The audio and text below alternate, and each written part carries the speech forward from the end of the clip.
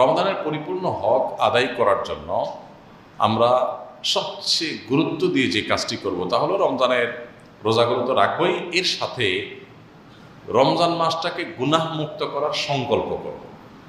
আর যদি কিছু করতে আপনি নাও পারেন, রোজাগুলো ঠিকমতো রাখেন আর সারা মাস কোনো গুনাহ না করেন, আপনার রমজান সার্থক এবং সাকসেস ইনশাআল্লাহ।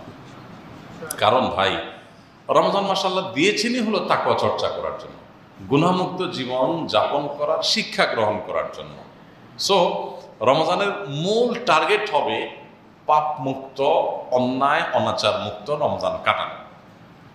তো এই জন্য আপনি একটু বসে, আমরা আজকাল ভাবার সময় পাই না, মোবাইলে আমাদেরকে টাইম দেয় না, টয়লেটের টাইমটা মোবাইলে নিয়ে নেয়, মানে ভাববো যে টয়লেটে বসে যে ভাববো যে সেই সুযোগও নাই মোবাইল হাতে।